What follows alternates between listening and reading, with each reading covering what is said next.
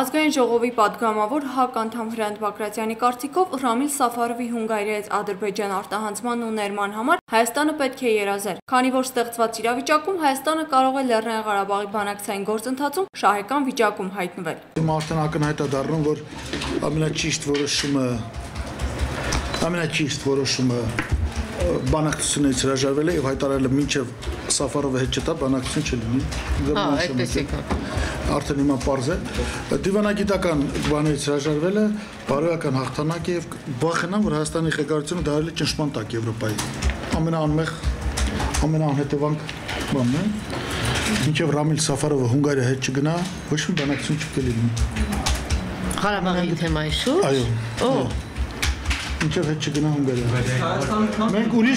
ուրիշ ավելի ձև չունենք, ուրիշ լծակ չունենք։ Հրանտ Բագրատյանը ազատ առևտրի համաձայնագրի վերաբերյալ իր դիտարկումները ներկայացրեց։ Հիշեցնելով, որ վերոնշյալ համաձայնագիրը կնքվել է 2011 թվականի հոկտեմբերին Սանտ Պետերբուրգում։ Հարցեր ունենք, այնտեղ հարցերը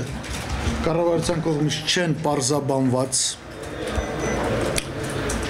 Գոյություն ունի ընդհանրապես հարցերի հետևյալ խումբը։ Պայմանագրում ամենուրեք նշվում է,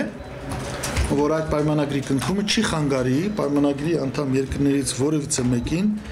ինտեգրվելու այլ մաքսային տարածքներ ևս։ Դա այդպես ասվում է, մի կողմից դա լավ է, որովհետև ԱՊՀ-ն մեր ստրատեգիական գործընկերներն են, եւ եթե հնարավոր է այնտեղ լինել, միաժամանակ լինելով մեկ այլտեղ, խնդրեմ չխանգարել առևտուրը, բայց պայմանագրում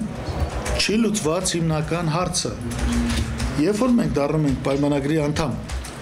ինչ մաքսային տարիֆների բազայի վրա է տեղի ունենալու այդ միավորումը։ Այս պայմանագրում չի լուծված, սա մաքսային պայմանագիր չէ, չի լուծված տարիֆների հարցը,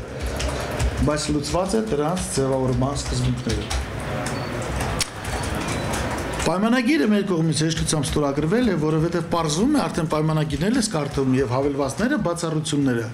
որ Հայաստանին գրեթե բացի ծխախոտից ոչ մի բացառություն անհրաժեշտություն չի եղել։ Հրանտ Բագրատյանը քննադատեց 2013 թվականից գործածության մեջ մտնող եկամտահարկի մասին օրենքը, որ նախատեսում է եկամտային հարկը եւ սոցվճարը մեկ հարկի ներքո։ Սպասվելիք օրենքի վերաբերյալ տնտեսագետը կարծիք հայտնեց, որ դրանով հանրության ուշադրությունը շեղում են եւ փորձում են ապացուցել, որ կառավարությունը իրոք փոխհատուցում է։ Տնտեսագետը վստահ է, որ նոր օրենքի կիրառմամբ տուժելու է հարկ վճարողը։ Եկամտահարկը բանախոսի Հայաստանի Հանրապետության վարչապետը կմեկնաբանի, որ 2013-14 թվականներին անցնում են կൂട്ടակային ֆոնդի, ստանալու են կൂട്ടակային թոշակ։ Իսկ տնտեսագետն այն կարծիքին է, որ եկամտահարկի դեպքում գումարները գնում են բյուջե, իսկ փողն առանց այդ էլ կոնսոլիդացված բյուջեում հաշվառված է, եւ սրան ըստ Բագրատյանի հետևելու է կենսաթոշակային ֆոնդի ընդհանրապես վերացումը։ Անի Մարկոսյան, Արման Գրիգորյան, Սլաքեյ։